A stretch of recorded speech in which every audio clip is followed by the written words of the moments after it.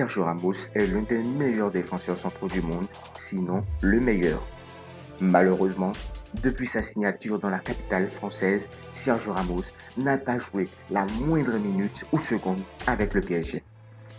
Ses tests médicaux lors de son arrivée à Paris avaient-ils bluffé le staff technique? Malheureusement, 3 mois plus tard, Sergio Ramos est toujours plombé par les blessures et n'a toujours pas joué avec le PSG.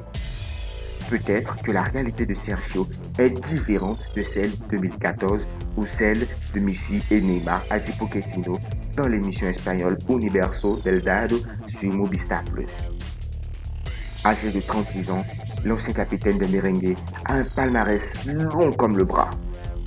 Il a débarqué libre au PSG après un exercice 2020-2021 catastrophique.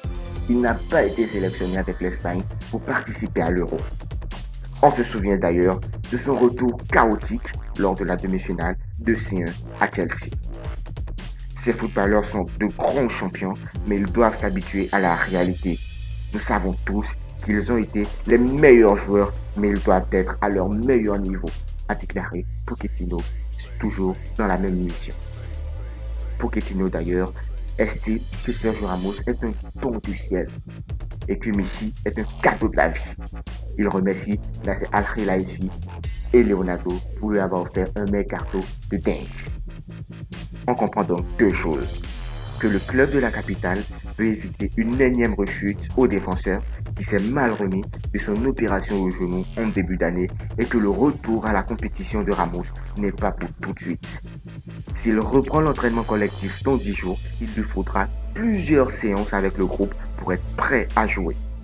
Sergio Ramos va continuer les entraînements individualisés sous contrôle des staffs médicaux et performance encore 10 jours dans l'objectif de retour à l'entraînement collectif, indique le PSG en parlant du joueur. Et c'est confirmé, Sergio Ramos ne s'en sort pas. À la veille de la réception d'Angers ce jeudi, le PSG a fait le point de la situation médicale du défenseur. Alors que la presse espagnole annonçait qu'il était déjà rétabli, l'ancien capitaine du Real Madrid n'est pas encore prêt à reprendre la compétition. Alors on est en droit de se poser des questions. Est-ce que le Real Madrid savait pour les blessures de Ramos? Est-ce que le Real Madrid savait que Ramos ne s'en sortirait pas de sitôt? Est-ce que le Real Madrid a voulu piéger tous les clubs qui se seraient positionnés pour recruter le défenseur central? Est-ce que le Real Madrid a voulu jouer un mauvais coup financier au PSG en le laissant dépenser sur Sergio Ramos? Dites-nous tout dans les commentaires. Allez, c'est tout pour aujourd'hui. Merci de nous avoir suivis.